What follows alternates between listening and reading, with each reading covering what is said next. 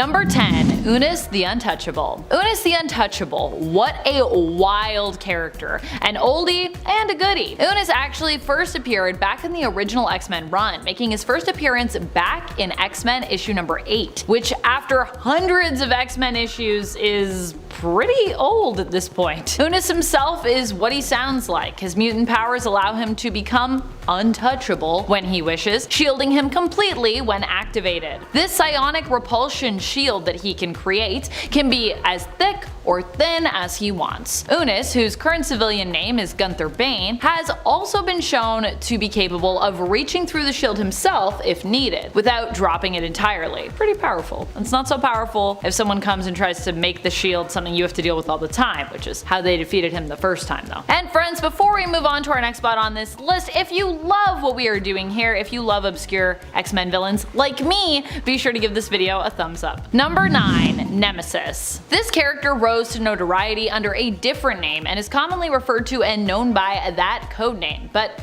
we can't say it here on YouTube, so instead we're gonna go with this other name, Nemesis, which is also a very AOA name, so yeah. Nemesis is known in the Age of Apocalypse reality for being the son of Apocalypse. At least, the alleged son of Apocalypse. I think we pretty much know at this point. We also don't know who his mother is though, so that's still a mystery. But it probably wasn't the woman we now know as Apocalypse's wife in the main continuity thanks to modern X-Men books, Genesis. Which is also kind of a confusing name for her to have in regards to Apocalypse's and X-Men history, but anyways. Nemesis, being an ally and horseman of Apocalypse, ends up being a major antagonist and problem for the X-Men in this universe, who are led by Magneto, as Professor X is dead in AOA, which is kinda, you know, what helped bring about this whole dread alternate reality of Earth 295, aka Age of Apocalypse. Number 8. Dark Riders. Oh boy, the Dark Riders. What a weird group. No wonder we haven't seen them that much. The Dark Riders are believed to be Inhumans who for some reason allied themselves with Apocalypse, seemingly believing in his vision of a mutant-dominated world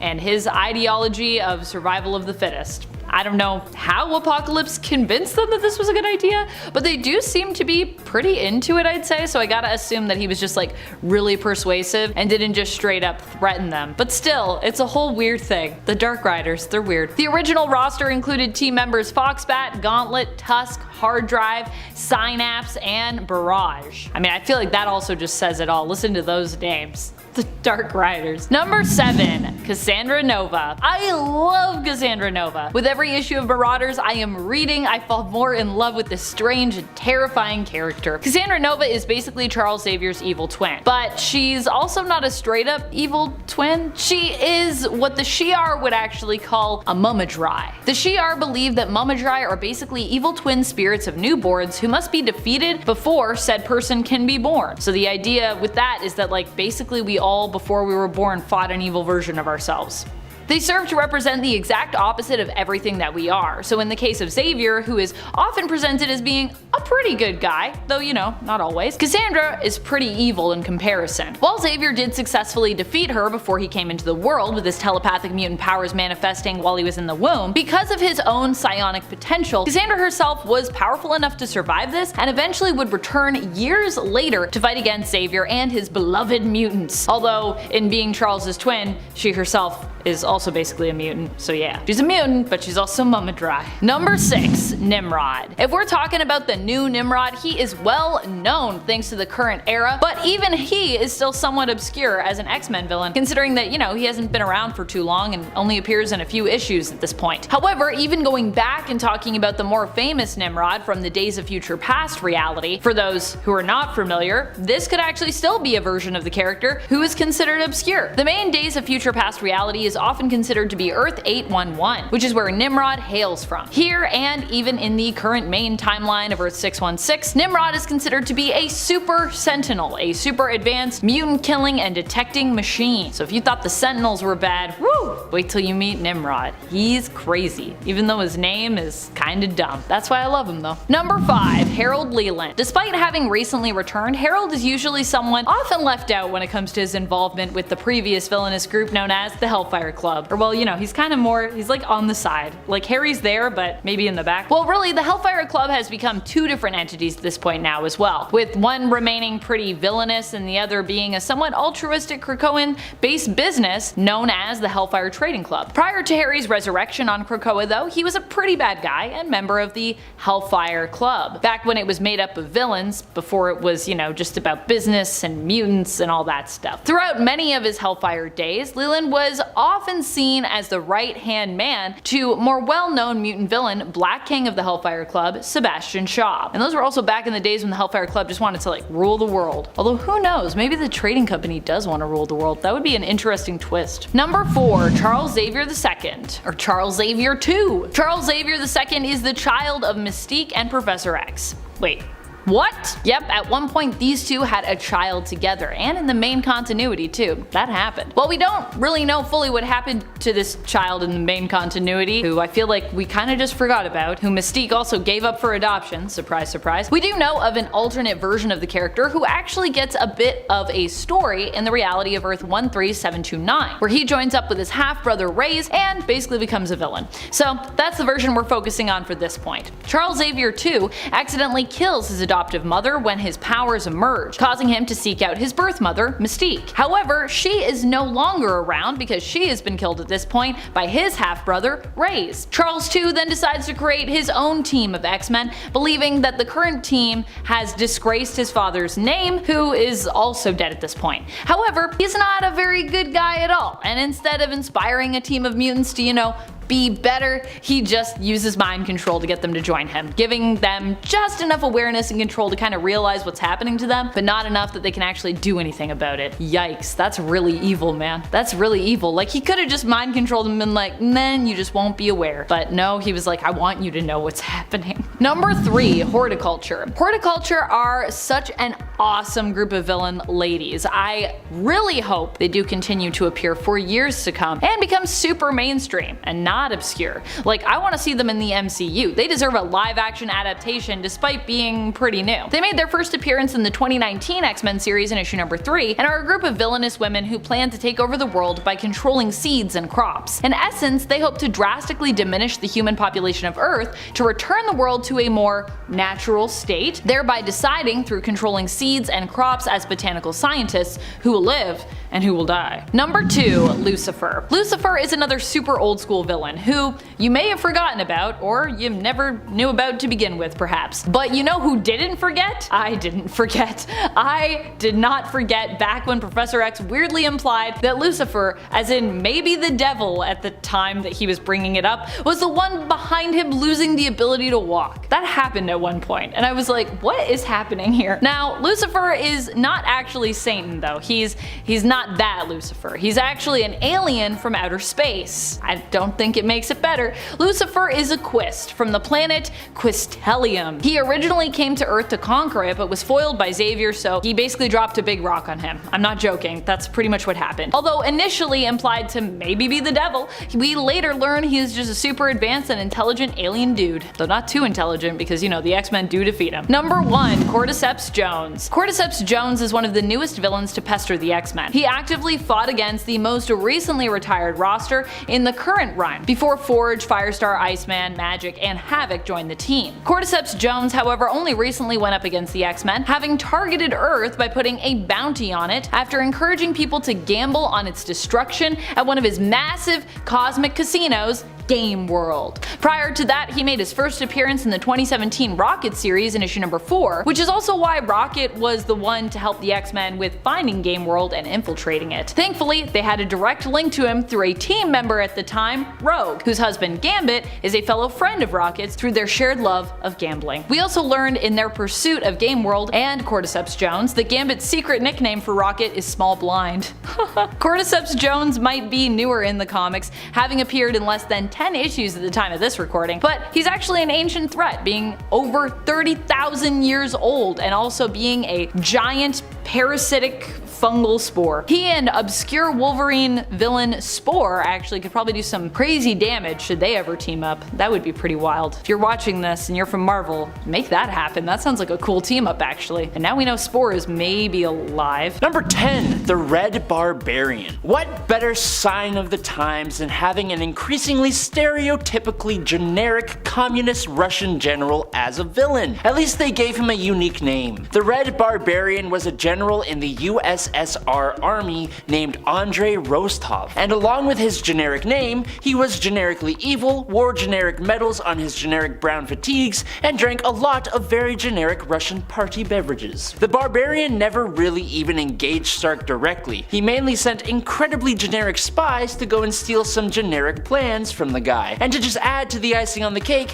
when the one interesting spy, the actor, managed to actually succeed in his mission, Andrei didn't believe him and had taken him out. Andrei did not believe him and had him taken out. He eventually just became another generic Russian guy taken out by the Winter Soldier. What a waste. Number 9. The Freak. Some of you may be surprised to learn that the Freak was actually Iron Man's best buddy, Happy Hogan. In some earlier Iron Man stories, Happy Hogan accidentally absorbs a large dose of cobalt radiation thanks to the Unnervator. This made him several times more powerful, which I gotta let you know is not how that works. Please do not irradiate yourself for superpowers. It will not go well. Nevertheless, in this form, he could discharge blasts of cobalt energy from his hands, had superhuman durability and strength, even becoming bulletproof, and he continuously radiated lethal levels of radiation which could have resulted in a nuclear explosion. Unfortunately, he was also just cray with this power, turning him into the Freak. Iron Man chased him and managed to lure him to his factory where he tricked him into walking into a maximum power burst of the Innervation intensifier, hoping it would turn him back to Happy Hogan. Which it did. Number 8.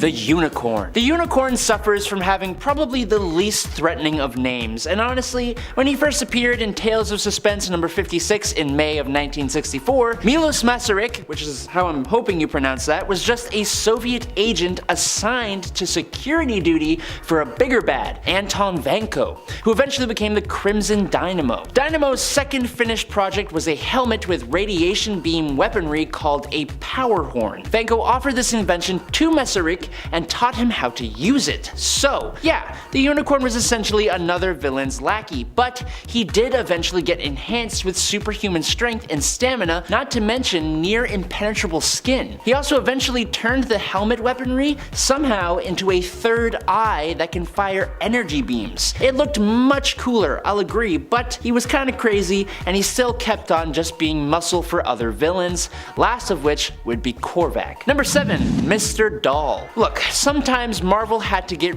really creative in their earlier days. They were still figuring out what worked and what didn't. I'm not saying that Mr. Doll, aka Nathan Dawley, who appeared in Tales of Suspense number 48 in 1963, didn't work. Okay, yeah, that's kind of what I'm saying actually. Yeah. The concept is actually quite a familiar one, almost like it's been done before by another comic book company. Dwarf Dolly came into possession of what was essentially a voodoo doll that could be shaped into whoever he intended the victim to be, and he got really good at reshaping it, using the doll to inflict pain on businessmen until they handed over their companies to Dolly himself. He came into conflict with Iron Man and he did actually defeat the hero the first time, but we all know that isn't going to last, and somehow Iron Man used an energy blast to make the doll resemble Nathan himself, and the villain's attack backfired. He then got his mind implanted into two mannequins who took themselves after the Brothers Grimm, and I don't think any of us were expecting that one. Not at all. Number 6. Gargantus. Gargantus was Iron Man's first real opponent after his origin story in number 39 of Tales of Suspense. For the follow-up, number 40,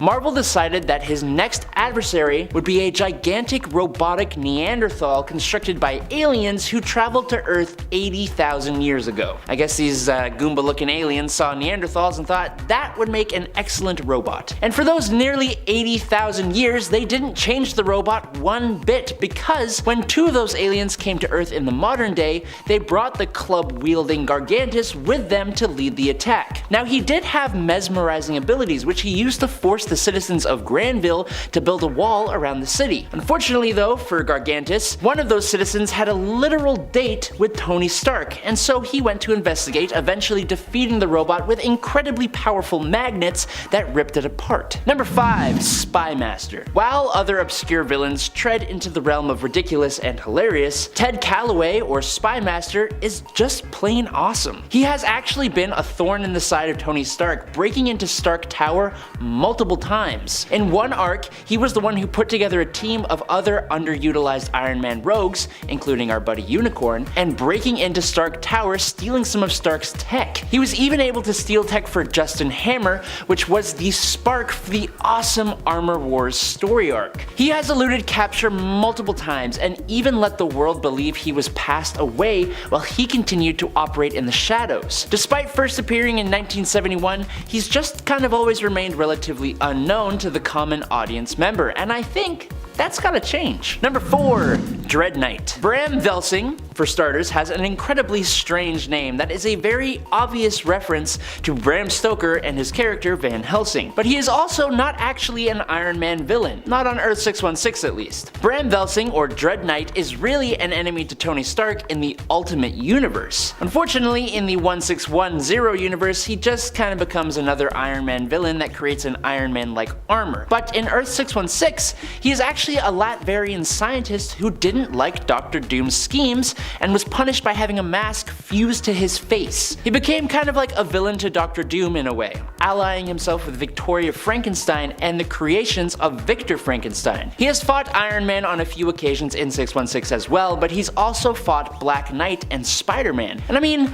an armored up man with a cool mask wielding a super cool lance riding a black winged horse? It's actually pretty cool. Number 3. Controller. I don't know what it is about Iron Man, but so many of his villains, even the obscure ones, are actually really neat. Granted, some are just dudes in suits, but what's cool is that for the most part they are other scientists or regular dudes who elevate themselves to something more. Controller is a prime example. Basil Sandhurst developed himself an exoskeleton to allow him to move and function after a terrible chemical accident. But with this tech, he also developed the ability to siphon and use the mental energy of others to control them and read their minds. Eventually, this technological ability became one he just possessed on his own, and it's caused him to go up against some real heavy hitters, including different iterations of Captain Marvel. But he will always hold a feud against Iron Man, Tony Stark, for all the times the Golden Avenger has defeated him. Number 2. Arsenal. Arsenal may actually be known to Iron Man readers. Originally, Arsenal was actually a creation of Howard Stark, Tony's father. It was a prototype robot weapon created by Howard during the Cold War. Now there are actually 2, Arsenal Alpha and Arsenal Beta, but we will mainly be talking about Beta. What makes this villain more imposing for Tony himself is the fact that Arsenal Beta's neural processors were based on Howard himself. Plus, he had a sophisticated guidance AI named Mistress, which was actually based on engrams of Tony's mother, Maria. Arsenal contains both Tony's mom and dad, huge influences in his life, making any battle with Arsenal a much more personal one. More recently, Howard and Maria, or Arsenal and Mistress, were both uploaded to Tony's E-scape, and thanks to Arno Stark, they were even given human forms, but unfortunately they will never truly be Tony's parents. And in at number 1 is Madame Mask. Yes, I know she isn't really the most obscure, but she is cool as hell, and not everyone knows about Guiletta Nefaria. Nefaria, working under her father, Count Lucino Nefaria, became the leader of the massive Magia crime family, and in one of her first moments she actually attempted to infiltrate Stark Industries by charming Jasper Sitwell. Only, she actually ended up getting feelings for him and then got into an accident that disfigured her, which is when she got the golden mask that granted her the name Madame Mask. She has remained a villain to Iron Man for a long time, playing a bit more of a hands-on part, although behind the scenes in Dark Reign and Secret Invasion, which is where she developed a relationship with the villain, the Hood. She remained a decent level threat for a long time, even fighting Moon Knight and Hawkeye, and there was also a point where she acquired a number of magical artifacts that gave her actual power outside of the Magia. Thanks to her less than ideal relationships with Midas, Jasper Sitwell, Tony Stark, and her own father, plus her incredibly hard childhood and facial disfigurement, she is an incredibly compelling character with depth many other somewhat obscure villains just can't match. Number 10. General Koi. General Koi is the criminal uncle of Jean Koi Man, aka mutant hero and New Mutants and former X-Men member Karma. He was pitted against Wolverine under the guise of Patch in Madripoor as a result of Logan allying himself with Koi's rival, the still criminal but more respectable Tiger. And friends, before we move on to this next spot, if you are loving what we do here at Top 10 Nerd, please go check out our newest channel, Most Amazing Top 10 Anime. You're not gonna want to miss it. Number 9. Romulus. Romulus is an often forgotten villain, although some of you may occasionally remember that he exists. He claimed to be super old and to have originated from a lupine tribe who were descended from dogs or wolves as opposed to apes. He's also claimed to have been a Roman emperor, but it's more than likely that neither are true, since both claims were tied to his connection to the lupines, which he later stated, never existed but were a lie he told to distract Wolverine. This pretty much sums up most of what Romulus was presented as. A greater than life villain with all these powers and motives to destroy Wolverine and ties to the foundation of Weapon X, but without any real foundation from him to work from, as many of his loose ends ended up kind of like dropped and not really going anywhere. Number 8. Ruff House. Ruff House is definitely a lesser known villain, though maybe one of the more well known of the obscure villains on this list. I love his story with Wolverine. Although he starts out as a villain and a brute, he later kind of becomes Wolverine's ally after he was sold off by General Koi to be used for experimentation, which is pretty messed up. Even Wolverine felt bad for this guy, despite being his rival and him being an enemy to him on Madripoor. Wolverine decided to go after him and as such became embroiled in a major political conflict in Tierra Verde. Not to be confused with Terra Verde, a different republic that also exists in Marvel Comics. Yeah, I know. That's a lot. I just realized that myself and I was like, wait, these are two different places. Despite Ruff House saving Wolverine though and becoming temporary allies, Ruff House would go back to being a straight up villain of Logan later on. Number 7. Bloodscream. Although close to being tied in appearances with Ruff House since they generally appear together, Bloodscream is slightly more niche than Ruff House, but only slightly. He is the main partner to Ruff House, the one he returned to after seemingly appearing as an ally and friend of Wolverine after he and Sister Salvation saved his life, cleansing him of the spore infection he'd received thanks to Geist's experimentation on him in Tierra Verde. Bloodscream, however, never had such a redemption arc. He possesses vampiric abilities which are tied to mysticism, having been cursed by Dagu, a healer who cast an eldritch spell on him while he was on the brink of death. Instead of bringing him back to life, the spell actually caused him to remain trapped between the state of life and death. He became an immortal creature who fed on the life force energy of others through touch. Bloodscream and Ruff House would become partners and would be employed by multiple different criminal organizations and bosses, often being pitted against Wolverine. Number 6.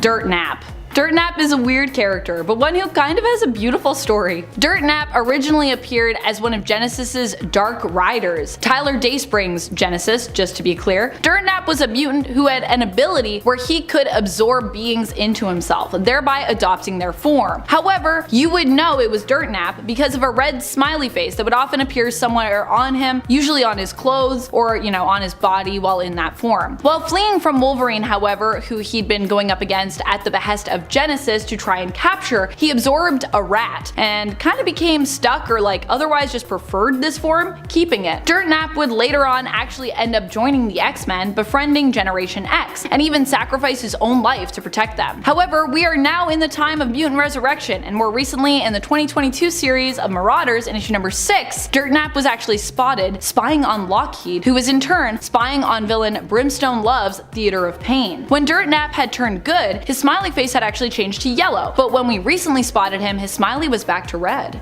So what does that mean? Seems like he's evil again. Number 5. The Red Right Hand. The Red Right Hand was an organization that was brought together by one thing each member shared in common: their hatred of Wolverine. This is because in some way, as each member saw it, Wolverine was to blame for some great misfortune that had befallen them. The Red Right Hand, however, acknowledged that Wolverine was unkillable, basically thanks to his healing factor, so they came up with a better plan in regards of how to best deal with him. Their plan was to send his soul to hell for all of eternity, trapping him there. The Red Right Hand allied themselves with Daken and Mystique to enact their plan. However, Mystique would later turn on them when she found out all the details that their plan entailed, and thought even for her it was pretty awful. In the end, although they didn't trap Wolverine's soul in hell for all of eternity, their plan did succeed. And even worse, they were left with their final say, as they took their own lives rather than surrender to Wolverine or allow him to get revenge by killing them. Number 4. The Mongrels. The Mongrels were a team assembled by the Red Right Hand to seemingly take out Wolverine. They were brought together by and trained by none other than Daken, the son of Wolverine, who now goes by the name given to him by his adoptive parents, Akihiro. Daken trained the Mongrels but never really expected them to succeed in defeating Wolverine. This is because it was all part of the Red Right Hand's master plan that they lose, or well,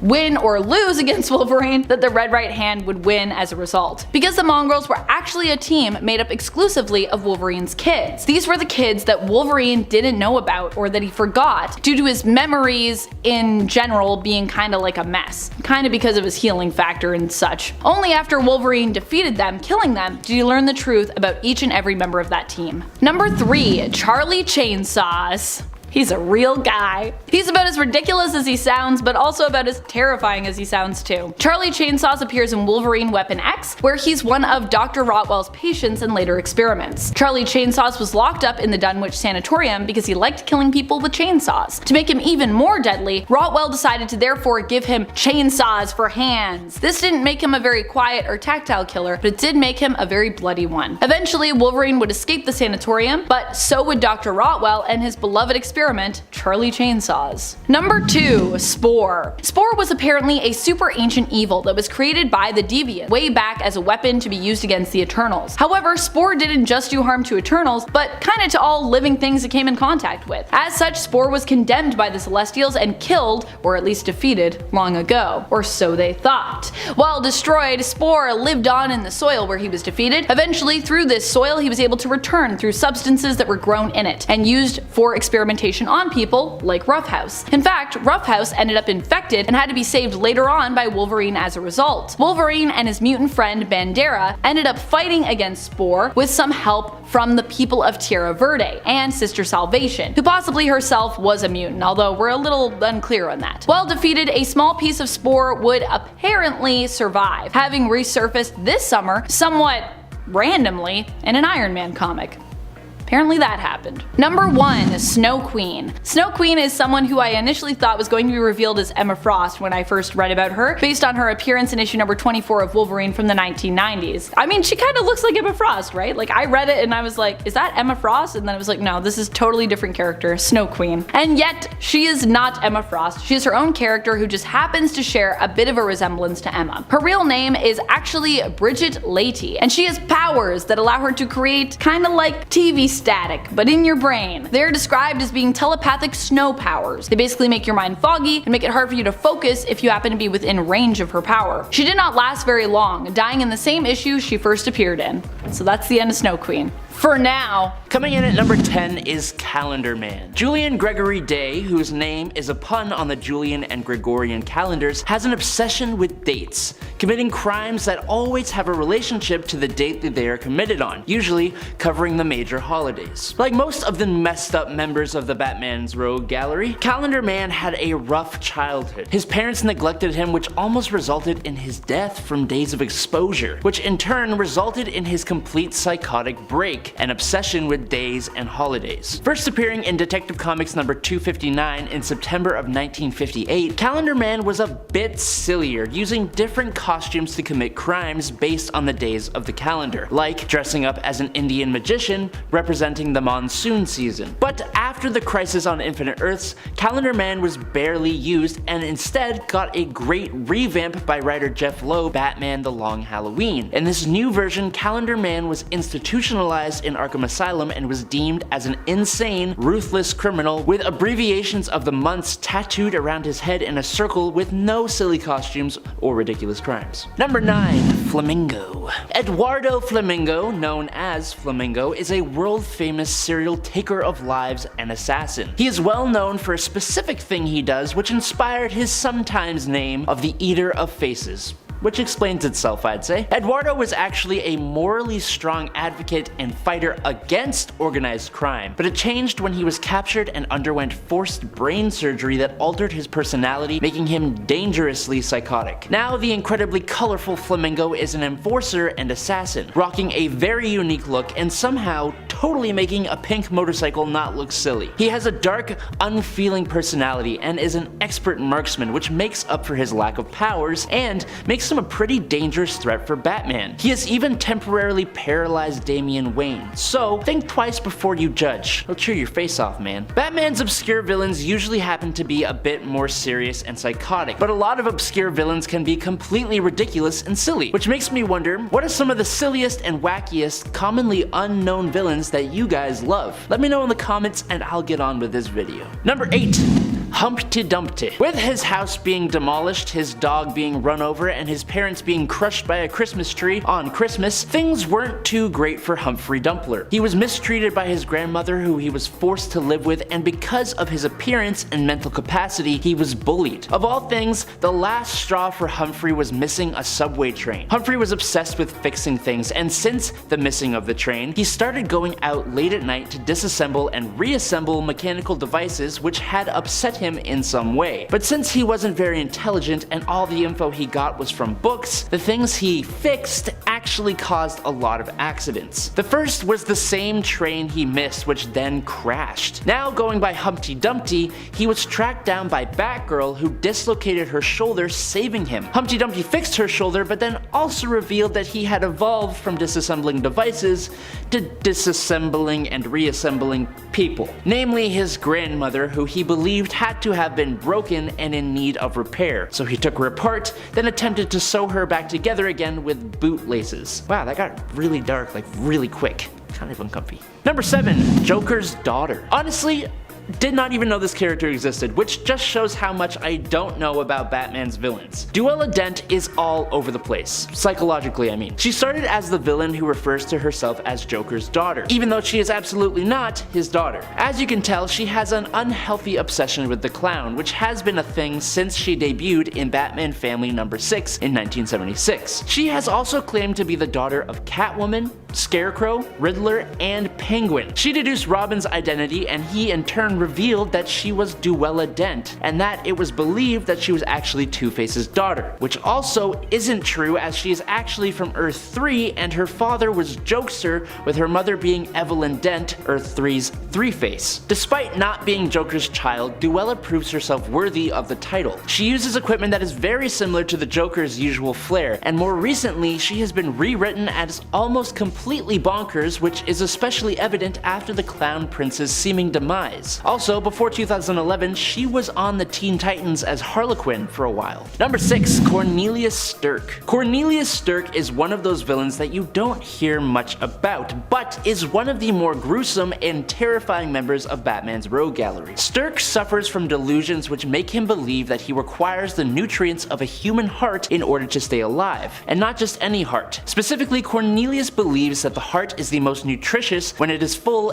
of norepinephrine, a natural hormone that secretes when a person is terrified, as well as adrenaline. So he uses his unexplained psionic ability to mentally make people perceive him as someone else, which, other than allowing him to break out of Arkham Asylum, also allowed him to get close to his victims and then completely terrify them in the most insane ways before he quickly ends them and partakes in a nice old hearty meal, literally. I think the interesting thing about Stirk is that he is actually really effective at what he does, being able to evade Batman and even render him unconscious on one occasion. Number 5. Maxi Zeus. I had a really cool history professor in high school who specifically taught classics, which is Greek and Roman history. Super cool guy, but I'm just imagining him becoming a Gotham crime lord. He was an awesome person, so I just can't see it, but luckily in DC Comics we have Maxi Zeus, a former history teacher. Following the loss of his wife, Maxi Zeus started to suffer from delusions that he was the actual human reincarnation of the god Zeus. Using his genius level intellect, he became a Gotham City crime lord, establishing himself and his group of followers. I mean cultists, I mean mobsters, I don't really know. He had a short-lived battle against Batman, and he has been pretty much locked up at Arkham ever since, occasionally breaking out. Most recently though, his randomly super strong and ripped body was used to revive Deacon Blackfire, but this didn't last very long, so it doesn't really matter. Number 4. Colonel Sulfur. This Denny O'Neil created villain from the 70s is an espionage espionage expert with a weaponized artificial hand, a tool he has used to commit very espionage-type crimes. He's very Bond villainy if we're being honest. Colonel Sulfur has a strange sunlight fixation though, meaning he only allows himself to act on his violent urges in the quote, morning's earliest minutes, which is one hell of a specific yet very obscure time frame for criminal activity. He did actually prove to be a bit more of a threat when he joined the Army of Crime. When the Army of Crime's activities were challenged by Batman and Superman, Sulfur used an alien weapon to trap Superman and Batman in a timeless dimension. Sulfur then used stolen weapons to take over Gotham City, but as you may suspect, he was soon stopped by Batman and Superman, who had escaped from the timeless dimension. These things happen. Sorry, dude. Number 3. Lord Deathman. The Japanese crime boss known as Lord Deathman has battled Batman both in American comics and in Japanese manga, using his powers to seemingly overcome death itself, able to rise from the grave no matter what his injury is. In his first appearance in Batman number 180 in May 1966, he passed away 3 times using a yogi technique to appear dead before the final conflict, which saw him get struck by lightning and actually pass away. But since then, he has actually gained the real power to come back from the dead, but at the cost of having a bare bones skull for a head. His regenerative abilities are so powerful that his blood is used to create the infamous Lazarus pits that Ra's al Ghul uses to stay young and immortal. One of the first ways Batman defeated Lord Death with his new powers is honestly a little out of character for the Crusader. He threw Lord Deathman off a building into the path of an armored car, which took the criminal down just long enough for Catwoman to lock him in a safe, and then he was shot into space. And he still came back. Number 2, the Condiment King. I think at this point, Condiment King is a little more well known, just because of how ridiculous he is. He first appeared in the DC animated universe as Buddy Standler, who was a comedian manipulated by the Joker into being a Batman villain. He became an even bigger joke of a character when he was introduced to the DC comics as Mitchell Mayo. No, I am not joking, yes, that is his actual name. No one really takes Condiment King that seriously, and I can understand why, although it should be noted that he can totally stain your clothes, and if you're allergic to any of the condiments he fires out of his ketchup, barbecue sauce, and mustard guns, then he can be quite dangerous. What I'm most curious of is the quality of his short-lived restaurant when he temporarily went legit. Could you imagine if he couldn't even get food right? That would just suck. Number 1, Johnny Karaoke. I actually couldn't find a page for Johnny Karaoke on the DC wiki, so that should tell you just how obscure this guy actually is. Johnny Karaoke is a Yakuza loan shark who has the odd knack of singing into his microphone as he is committing his crimes. A microphone whose stand doubles as a sword that he will pull out on you when you let your guard down from laughing at him. On top of his odd singing career, Johnny leads a little gang known as the Geisha Girls. That's spelled Grrrls, like girls. Very, very fear-inspiring. Maybe not the most intimidating of Batman's villains, not at all really, but this villain is honestly just too interesting to stay buried for too long. I'm personally advocating for the big screen debut of Johnny Karaoke, and it better be comic book accurate. Number 10, the S-Men. Red Skull, being the dastardly devil he is, made some backup plans in the case of his eventual demise. One such plan was a clone of himself who would come back in the modern era. Okay, side note, why do villains do this, making clones of themselves? The individual villain still kind of passes away, so if they move their consciousness or something, that kind of makes sense, but I don't get why this is a thing. But I'm pretty sure this clone isn't even like that. I'm gonna make myself upset, so let's just continue. Basically, waking up in this new modern world with mutants and all that jazz, this new Red Skull decided that he was going to dig up the body of Professor X and steal some of his brain, granting himself some telepathy, and as an antithesis to the X-Men, he created the S-Men. Yes, very creative. This was a group of individuals that the Red Skull had empowered using crazy mad science and magic. Almost all of them were pretty quickly taken out of existence by Magneto when this Red Skull tried to make a camp to exterminate mutants. Bad move, buddy. Bad move. Number 9, Zodiac Cartel. Honestly, it's a pretty cool idea for a group. This villainous group of hand-picked business leaders who were all born under different zodiac signs, as their leader Cornelius Van Lunt, or Taurus, was heavily into astrology. Each member, while representing a zodiac sign, also was based in a different American city, and their main goal was world economic and political domination. Its members originally were, other than Cornelius, Scorpio, Jake Fury, Aquarius, Darren Bentley, Aries, Marcus Lassiter, Cancer, Jack Cleveno, Capricorn, Willard Weir, Gemini, Joshua Link, Leo, Daniel Radford, Libra, Gustav Brandt, Pisces, Noah Perricone, Sagittarius, Harlan Vargas, and my representative, Virgo, Elaine McLaughlin. The team was first formed after the dissolution of a previous group called the Great Wheel of Zodiac, which had covert agents from around the globe including Baron von Strucker, Dum Dum Dugan, and even Leonardo da Vinci. Its dissolution also led to the creation of S.H.I.E.L.D., Hydra, and Leviathan as well, so you could definitely say it was important and somehow still relatively obscure. Number 8. Headman. Sometimes it takes the smallest of things to bring people together, and while that may sound like an extremely beautiful sentiment, I'm saying it in relation to the villainous team known as the Headmen, who it seems came together because each of their powers revolves around their heads in one way or another, and it's honestly kind of unsettling in my opinion.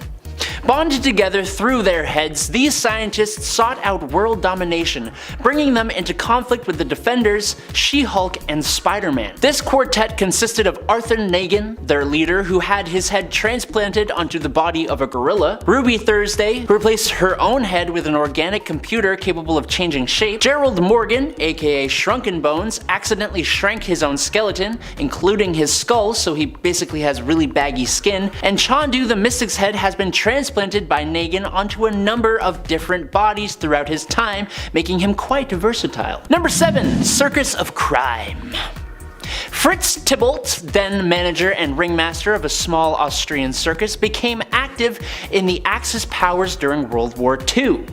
He was asked by German intelligence to take his circus to the United States of America to give performances in major cities while actually using his circus members' powers and talents in order to take out government officials. Fritz Tybalt's evil Circus of Crime consisted of Omir the Snake Charmer, Tommy Thumb, the Trapeze Trio, and Zandow the Strongman. However, Tybalt, who came to be known as the Ringmaster of Death, was captured by Captain America.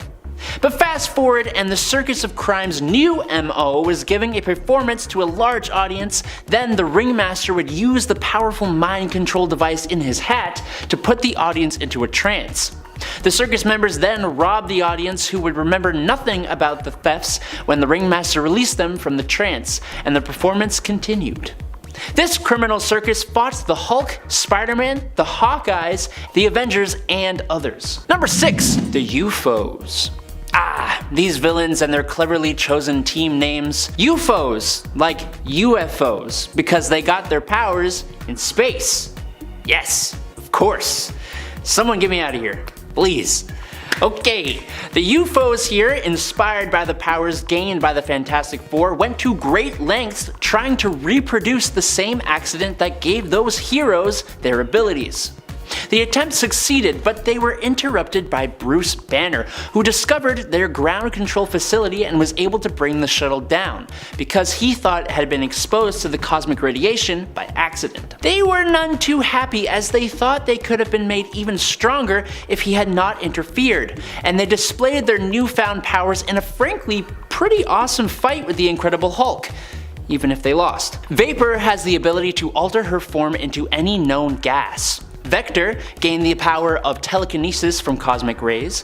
X-Ray has been permanently transformed into a living energy field with the power to expel forms of heavy radiation capable of hurting even the Hulk. Ironclad has been permanently transformed into organic metal steel. He has superhuman strength, durability, and the ability to decrease or increase his own weight. His fight with the Hulk literally shook the universe, which is super cool. You should probably check him out. Number 5. The Frightful Four. A second group inspired by the Fantastic Four.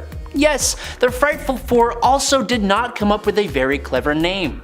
The Wizard, the Sandman, and Paste Pot Pete, who all regularly did battle with the Human Torch and were defeated by him around the same time, realized that they all had unique powers and a mutual disdain for the Fantastic Four. The Wizard suggested that they form a group that would be the evil counterparts to the Fantastic Four. A great idea, but it's just 3 dudes. They need a 4th member to their group, and what do you know, the Wizard had heard of a strange woman hiding out on a remote island on the Mediterranean who had complete control of her hair.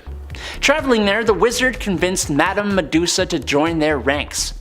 Now this Madame Medusa was actually Medusa of the Inhumans, as some of you may have guessed, but she was kept under the influence of the Wizard using a device that kept her memories forgotten to her. They made their first attack at Mr. Fantastic and Invisible Woman's engagement party, which is kinda just rude if you ask me. Number 4. Wrecking Crew. When Dirk Garthwaite, otherwise known as Wrecker, held onto his enchanted crowbar, he invited his 3 chums, ex-physicist Dr. Elliot Franklin, ex-Army Master Sergeant Henry Camp, and ex-farmhand Brian Kalusky to come and do the same in the middle of a thunderstorm. When lightning struck the crowbar, all 3 men were empowered, becoming Thunderball, Bulldozer, and Piledriver respectively, and coming together to be the villainous Wrecking Crew. These mystical strongmen were mainly an enemy to Thor, but they originally fought against the Defenders. This group has actually been around for a pretty long time and have battled many a superhero. The Fantastic Four, Avengers, Omega Flight, Spider-Man, the Thunderbolts, and even got into a fight between the Marvel and DC universes. Number 3. Menagerie. The Menagerie is likely a more recent evil team, showing up for the first time in Amazing Spider-Man Volume 3, Number 1 in April of 2014, when they tried to steal valuable decorated eggs from an antique store and were pretty easily defeated. So like, from the get-go, the impressive feats are on the lower side of the list, if you know what I'm saying. In fact, I'd say the most famous thing they've done is when they disintegrated Spider-Man's spider suit, making him have to create web underwear for himself. And it's kind of the underwear that is remembered here, not the menagerie. The animal-themed criminal team was created by White Rabbit, and its members included Hippo, Ox, Skyne, who did the spider suit disintegrating, Squid, Swarm, and, wait for it, Panda Mania. Nice. The Menagerie also is known for trying to rob a club where Nadia Van Dyne was celebrating her birthday with numerous other heroes, which, as you can imagine, it didn't go too well for them. Number 2. Death Throes. Remember how the headmen all came together based on their head-related powers? Well, I'll do you one better. How about the Death Throes, whose powers and names all have something to do with commonly throwing stuff? The ringleader, threw together teammates Bombshell, Knick-Knack, Oddball, Tenpin, and Throwdown into a group that works really well together, juggling their weapons between each other and doing battle with characters like Captain America, Crossfire, Hawkeye, and even Loki of all people, who stopped the group from robbing the big top casino in Las Vegas. The Marvel Wiki even lists their origins as quote-unquote joint effort to perform criminal and mercenary acts while using juggling expertise. I honestly kinda had a hoot putting together this point, as I can't believe this group of villains even exists. And lastly, at number 1 is Horticulture. Okay, of all the teams on this list, I think the Horticulture are my favorite. For starters, they look so cool. But then, you find out it's a bunch of older women between the ages of 64 to 81 who are all expert botanists and want to bring Earth back to its more pristine time when it had about 7 billion less people on it. I just love how they use their regular names, and the names just kinda suit their age and interest in plants. I don't know how, but they kinda just do. Augusta Bromes, Lily Lamus, Edith Scutch, and Opal Vetiver. Gosh. But yes, that's right, these ladies want to basically exterminate most of the Earth's human population and bring plants back to the forefront, specifically flowers. This goal brings them into conflict with the X-Men in 2019's X-Men number 3. Beyond biological modifications believed to have been made to themselves, the women of Horticulture are experts at manipulating the environment to suit their extinction agenda, and they're also computer programmers, selling software to Orcus to monitor Krakoan gateways. But seriously, look at them.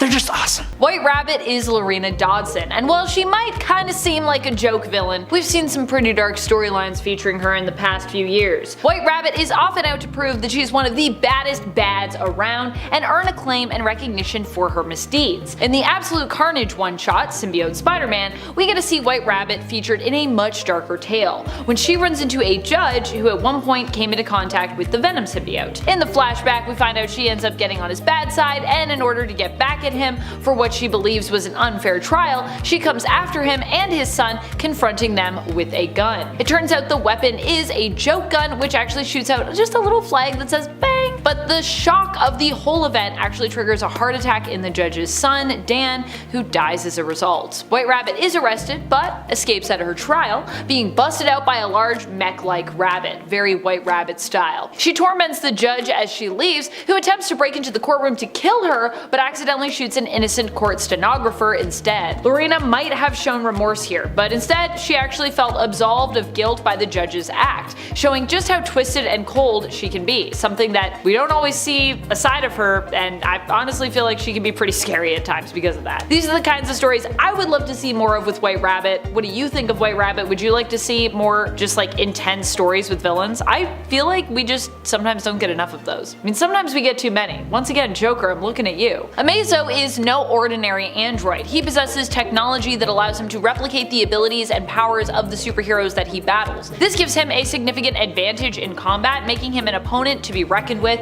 and that's not all. Amazo can even duplicate his opponent's weapons, making him an even more challenging adversary. This is a villain who can take on not just the powers of the Justice League, but who can also grapple, lasso, and fly majestically with a cape, I imagine, if he so chooses, with the best of them. The Flash, Aquaman, Martian Manhunter, Wonder Woman, and Green Lantern make up the roster that Amazo initially faced, and as such, these are usually the power sets that he possesses by default. But in general, Amazo is pretty amazing. Yeah, they don't do a lot with him, I feel like. This next one is honestly just so ridiculous. We're talking about Swarm, a ridiculous villain, but that doesn't mean that I of course don't want more of him in the comics. After all, he is ridiculous, and if you know me, if you've watched any videos that I have hosted, you know that I love ridiculous. Who is Swarm? He's a German World War II scientist who is made up of bees. Killer bees. He escaped after the war and had enough loot in his possession to basically fund his research on killer bees. What he likes to do, mad science stuff. That research led him to becoming devoured by a swarm of initially passive bees who were turned monstrous and then became basically uncontrollable, trying to control them, and it backfired. However, his consciousness ended up merging with the bees as he was devoured, allowing him to basically live on in the swarm, which he often manipulates into a humanoid shape. Also, I gotta say, I was so excited when I was playing Marvel Strike Force when I got Swarm in my game. We're not sponsored, but I wish we were. Marvel Strike Force, hit us up, come on. This next villain is very obscure. We're talking about Baron Bug. Yeah, we got another bug villain for you if you like bug villains. I know I do. Baron Bug and his insect army. He first appeared in House of Mystery issue number 163 back in the 1960s. Here he was introduced as the wildest villain yet on the cover, and ended up going up against hero Robbie Reed, the original owner of the H-Dial for those that didn't know. Despite the claim that he was the wildest villain, this wasn't enough to keep Baron Bug going in terms of his momentum, and he quickly fell into obscurity. He did resurface many years later in the 2000s in the 52 series and Doom Patrol, but still most people don't even know who he is, never mind the fact that he was once labeled as the wildest villain in all of DC Comics.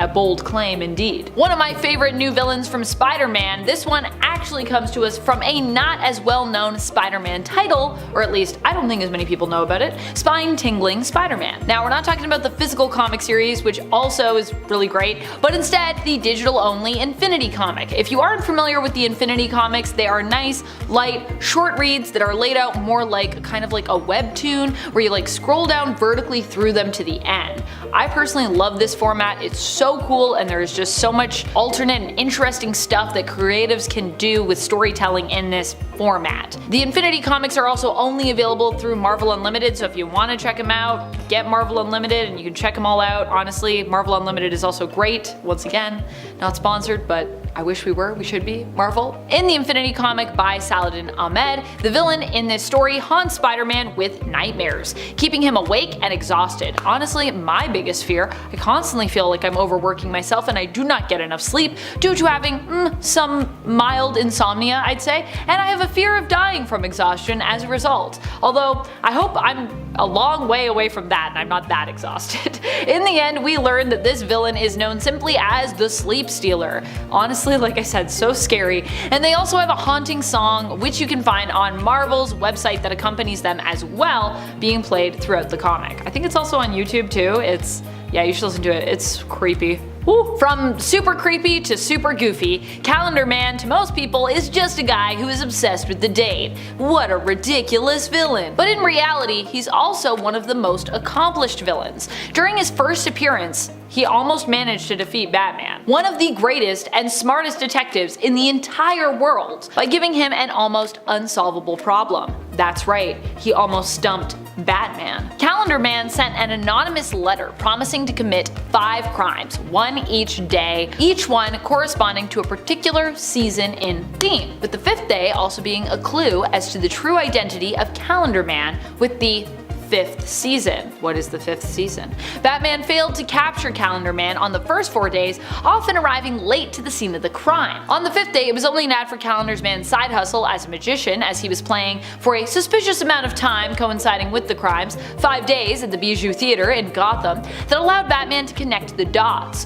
Where would Batman be without ads from the local newspaper? Where would any of us be without the local newspaper? Even Batman knows that local news is important. Also, I didn't say what the 5th season was, but you can guess what it is in the comments, and we'll also see how many of you are probably familiar with that story, because I know I could figure it out. When I got to that reveal, I was like, really? Oh, okay. Mr. Smile and Mr. Sulk both have too cool a design to not do more things in the comics. They make their first appearance back in Doctor Strange issue number 5 back in 2020, and only recently made another new appearance in Vengeance of the Moon Knight earlier this year in 2024, reminding me of how much I love them and think they deserve just more appearances. Hopefully, we won't have to wait another few years before we get another appearance of these two. You might think you know Polka-Dot Man, but do you really know him? If you've seen James Gunn's The Suicide Squad, you are familiar with a version of Abner Krill, but the original Polka-Dot Man, also Abner Krill, of the New Earth continuity, was a bit different when it came to his power set. Initially, when Polka-Dot Man or Mr. Polka-Dot first appeared, he came armed with multiple different weapons, which actually all came from the polka dots on his suit. He could basically pull them off his suit and then turn them into any means of different weapons and devices. Super cool. Even once turning one into a getaway vehicle. Yeah, an entire vehicle from one polka dot. This is the version of Polka-Dot Man I'd be interested in seeing getting more love, especially if we got like a live action version of this version of Polka-Dot Man, although I did enjoy the version that they included in the Suicide Squad, so you know, that was good too, but the polka dots were a little different. What's better than leaping somewhat high? Walking on stilts. That's the premise behind this strange Marvel supervillain. Wilbur Day is a scientist who began his life of crime after stealing a coworker's design and using it to build a pair of armored stilt legs. Granted, his entire body is covered in metallic armor as well, and it is pretty strong. He even smashed She-Hulk down through the street and into a subway tunnel one time during a fight. Pretty impressive. But tragically, being taller than other heroes does not mean you're automatically better than them in a fight. There's of course that whole knock the legs out from under them strategy, and of course his armor also apparently has weak spots which have been exposed in the comics before to just easily take him down. They're like, oh, a weak point, poke. He's done. Iron Man at one point even fought armor with armor by throwing one of Stilt-Man's legs right back in his face after he detached them to jettison away and knock Stilt-Man out as a result. Poor Stilt-Man, he just can't catch a break. And finally, our last but certainly not our least villain, definitely our most villain, Silver Swan, has such a cool design that when I first saw her in modern day comics, I thought she was actually a new character. But it turns out no. She is a classic Wonder Woman villain. The fact that I didn't didn't know this made me think that she just hasn't gotten enough love throughout her history. So I'm here to help remedy that fact by including her on this list and telling you about her in case you didn't know either. There have been a few different versions of Silver Swan over the years, but she is at her core originally an 80s character, making her first appearance in Wonder Woman issue number 288 back in 1981. In the modern day, she is Vanessa Capitelis,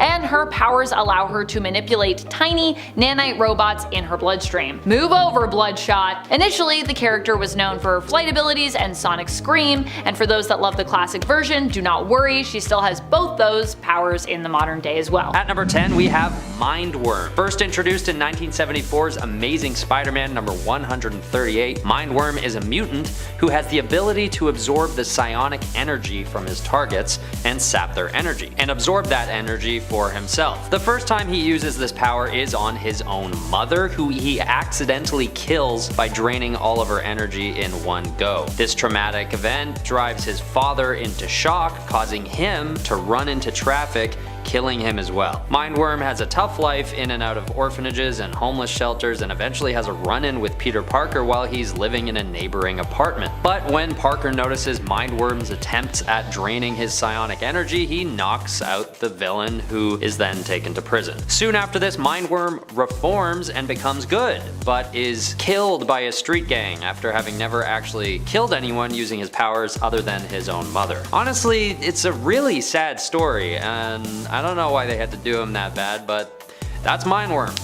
Pretty obscure. At number 9 is Spider-Side. First introduced as Spider-Man in the Clone Saga, Spider-Side appears as a super jacked, massive version of Spider-Man that has Ben Reilly and Peter Parker wondering even more who the real Spider-Man is. But soon, this third Spider-Man soon goes mad and becomes Spider-Side, attacking the other heroes in a raving frenzy. He seems to be capable of some pretty nifty shape-shifting, as though he has some kind of symbiotic physiology, but ultimately he's left in the annals of the 90s and not really revisited again after the Clone Saga. My best guess is that he was just too OP and or confusing as a character. At number 8 is the Living Brain. This is one of the oldest Spider-Man villains in general, and especially on this list, and one that very few people ever reference these days. First introduced in 1964's The Amazing Spider-Man number 8, the Living Brain is a supercomputer that continually gets hacked by villains to attack Spider-Man and the people of New York City. Basically, this is what the height of AI looked like back in the 60s, making this villain not just obscure in the world of Spider-Man comics, but in the real world as well, as we are now in 2022. He looks like a dishwasher with arms, if we're being honest. But he sort of makes his rounds a little more than one might expect such a silly villain to. So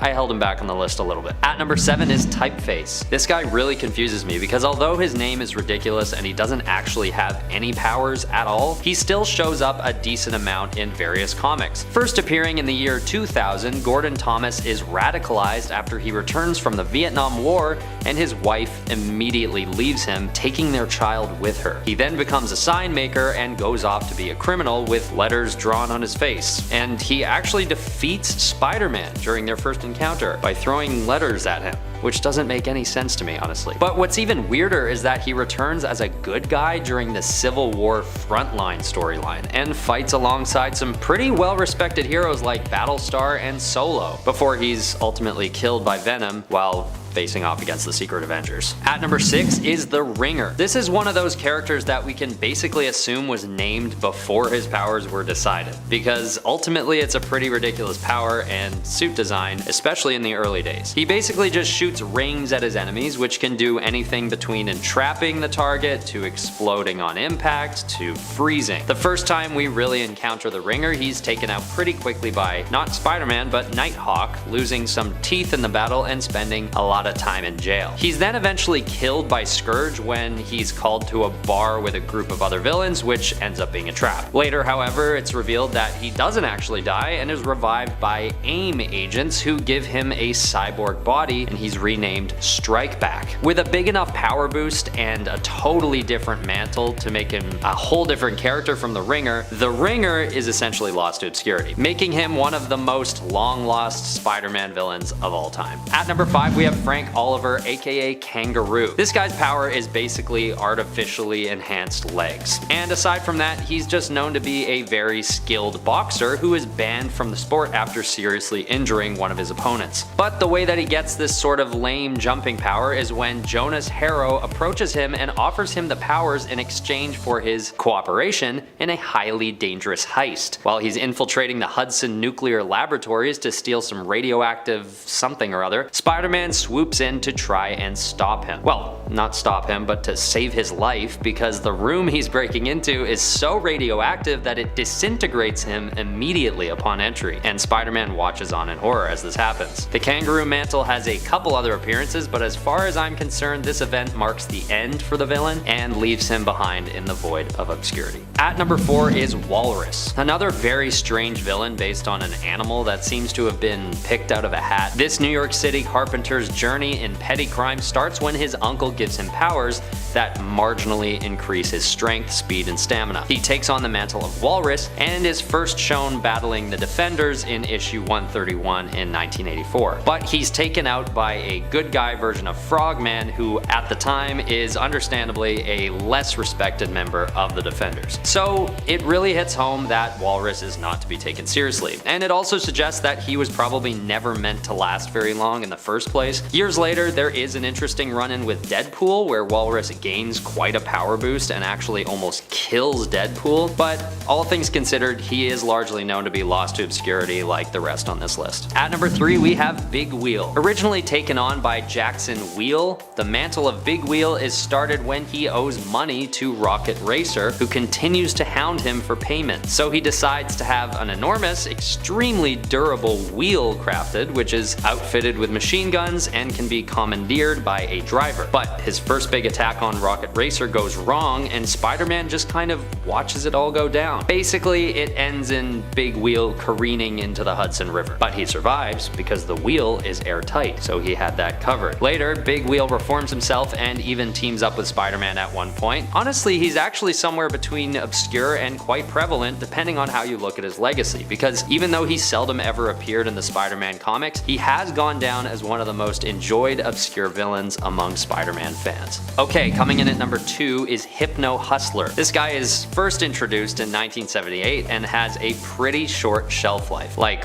1 issue short. Maybe with a couple more later on, but that's his main introduction. That's the only time we really see him. His powers are basically that he can hypnotize audiences at his shows using his hypnotic guitar. Playing alongside his band, the Mercy Killers, Hypno Hustler is first caught taking money and valuables from others in the audience at what appears to be their own will. But alas, it is hypnosis. He's also got these hypno boots that emit knockout gas and have retractable knives built into them as well. It's fair to say that this villain doesn't last very long and is sort of left in the dust after this first encounter with Spider-Man. Later, Hypno Hustler has a brief stint with Villainon, which is Villains Anonymous, where he tries to reform alongside the likes of Armadillo and Big Wheel himself. But that's basically it. At number 1 is Video Man. This guy's a double whammy because he is himself a rather obscure villain, all things considered. But also the technology that this character was designed in reference to is also obscure in itself, so I felt I had to put him at number 1 on the list. In fact, Video Man was abandoned so quickly by writers that his origin story is never even revealed. First appearing in the first issue of 2006's Spider-Man Family featuring Amazing Friends, he is quickly taken out after his first encounter and reduced to a little processor unit, which Spider-Man says he keeps in his freezer until, I guess, the present day, so as not to reawaken Video Man. What strikes me as strange about Video Man is that he was conceptualized in 2006, but his style is clearly referential to video games or maybe TV from the 80s or 90s, so just a total miss all around. And we're yet to see him again after his first fateful encounter in 2006. Number 10, Donald Blake. Donald Blake may be one of the characters fans of Thor in the comic are most familiar with of those on our list. He has made more appearances than others for sure, but he is better known in the comics as a version of Thor and later as his ally as opposed to his enemy. Donald Blake sort of used to be Thor, but then he became his own separate entity, but then he still helped Thor. However, in recent years, Donald Blake has become the enemy of Thor after he was locked away in a fantasy realm. Having learned the truth of his false existence there, he called to Thor for help, but when Thor never answered, Blake began to unravel, believing that Thor had abandoned him. He started to strike out first at those who he could, the fake beings living inside the dream reality with him. But once free from reality and back in the real world, Blake came after as many Thors as he possibly could as he sought revenge. Blake vowed to destroy all who did or had carried the mantle of Thor. And friends, before we move on to our next spot on this list, if you love what we do here at Top 10 Nerd and you love obscure Thor villains, be sure to let us know by clicking that like button on this video. Thumbs up. Number 9. King Laufey. Laufey is known for being the leader of the Giants of Jotunheim. In fact, he is technically Loki's biological father, with his wife Farbauti being Loki's birth mother. Laufey hasn't made too many appearances, and this could be because although he is a giant and you'd think he would be a massive threat as the king of all the Giants of Jotunheim, he actually doesn't seem to be that tough. Multiple times Laufey has been defeated and killed, and multiple times he's returned only to be defeated again. Thor has even prevented Laufey from being resurrected in the past as well. So while he is a fearsome foe to behold with a lot of sway and loyal followers, he probably hasn't made too many appearances because, well, half the time he's usually busy being dead. In fact, I'd say more than half the time he's pretty dead. Number 8. Serpent. Cul Borson is likely a villain who would be less well known by classic comics fans who have since fallen off reading, or just anyone who might not be as up to date on their modern comics or, only started reading modern comics in recent years. Cul Borson made his first appearance in part of the Fear Itself event, appearing in issue number 1. He was introduced as the god of fear, Odin's brother, who was the rightful ruler of the 9 realms, at least initially, the All-Father prior to Odin. However, due to the fact that he did not keep his word when it came to listening to his brother's counsel once he became All-Father, and also chose to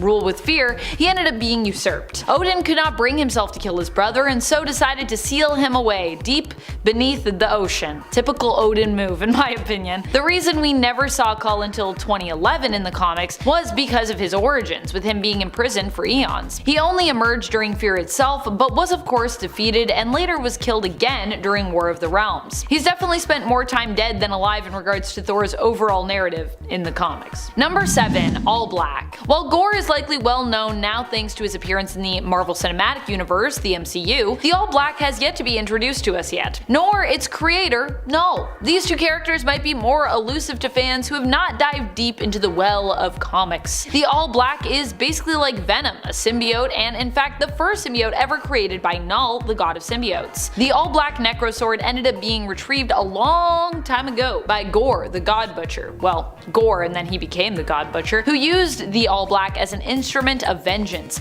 possibly even becoming corrupted by its dark influence somewhat, because that's kind of a thing it does. He used the sword to defeat the gods in an effort to rid the universe of gods entirely, which is how the All Black became the enemy of Thor. Eventually, the All Black bonded fully with Gorr, allowing him to resurrect even after he was killed. Both the All Black and Gorr would be defeated by a team of Thors, but the symbiotic sword would later return in the future when King Thor was also faced with fighting Galactus. Thor would actually use the All Black in the fight, joining with it, and it would use him to get to Galactus, who the All Black would later bond with, turning Galactus from the Devourer of Worlds into the Butcher of Worlds. Number 6. Curse. Curse is Algrim the Strong. He was one of the Dark Elves who served Malekith, but was later betrayed by him. Due to the extent of his injuries, however, Curse could not quite remember exactly what had really happened to leave him in such a fatal state, leaving him to believe that Thor was fully to blame, with Thor being the only person who he could remember was really involved at all. Curse's hatred for Thor was so powerful that the Beyonder sensed it and paid Curse a visit, deciding to grant him immense strength in addition to healing him. As such, Algrim became even stronger than ever and adopted the mantle of Curse, setting out to hunt down Thor. However, Curse would later remember the truth of Malekith's involvement in his initial demise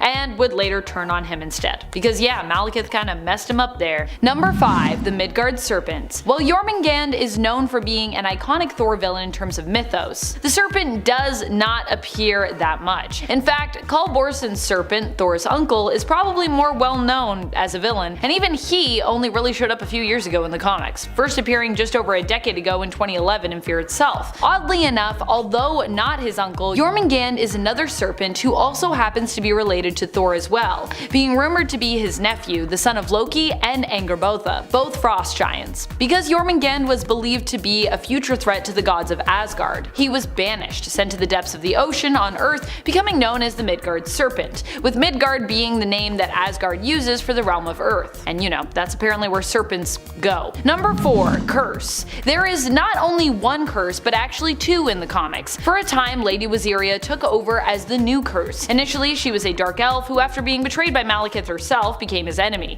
seeking revenge against him. As such, she joined up with the League of Realms, heroes from the 9 realms who had banded together to hunt down and apprehend Malekith. There's the 10 realms now, but it might have been the 9 realms only at that time. Later, Malekith would actually capture Waziria and force her to become the new curse, taking Algrim's place. However, she was only cursed for a few years, from 2017 to 2019 in the comics, so some might not remember this, and considering how Curse is pretty much fully covered, some may have not even known that this version of the villain was Lady Waziria herself, because you know, we don't really see much of her face or anything. Number 3. Those who sit above in shadow. To really understand the cycle of death and rebirth and why it happens is to know those who sit above in shadow. At least the cycle of death and rebirth as it applies to the Asgardians and the Norse gods. And also you have to be pretty deep in the Thor mythos to know of those controlling villains. They are beings who apparently orchestrate the death and rebirth of the gods, feeding off the energy of mass destruction and world-devastating events like Ragnarok. Thor himself was actually a part of Odin's plan to defeat those who sit above in shadow, which was shown to have succeeded, but then later was revealed to have not completely worked. Or to have completely worked, but then those who sit above in shadow, I guess, simply returned afterwards. You know how it is. Number 2. Sindring the Merciless. Sindring the Merciless only made a few appearances in the comics. Less than a handful, I believe. Sindring was initially one of the members of All-Father Odin's council. However, after Odin learned that Thor had revealed his true identity to Jane Foster, he decided to take away Thor's power as a punishment. Y'all know Odin, for years, was not a fan of Jane Foster. He definitely did not ship Thor and Jane together. But Odin could not bring himself to take Thor's power, and so had Sindring do it for him. However, Sindring became ambitious as a result of the newfound power coursing through his veins. Rather than pass it on to Odin, as he was, you know, supposed to do, he instead became an adversary of both Odin and Thor by attempting to usurp Odin, take over Asgard, and become the new Allfather instead. Number 1. Replicas. Replicas only appeared in one single issue, both making their debut in issue 141 of Thor, but also seeing their demise in the very same issue. I love a one-shot villain. Although I would say Replicas represented the real danger in this issue, Replicas was not alone when it came to their villainy. In fact, Replicas, also known as Replica Model X3, was actually an android created by the alien inventor Chutta. Chutta's secret mission was to prepare Earth for an invasion, and they created Replicas in the hopes of creating chaos on the planet's surface. The mob boss, Slugger Sykes, what a name, hoped to use Replicas, going into business with Chutta in the hopes of acquiring his own personal army of androids. However, when Slugger learned of Chutta's true intent, it put the two villains behind Replicas at odds with one another, and instead they kind of turned on each other. You know, Slugger lives on Earth, so he was like, I'm an Earth person, and I think you wanting to mess us up. Not so cool, Chutta. Even for me, a mob boss.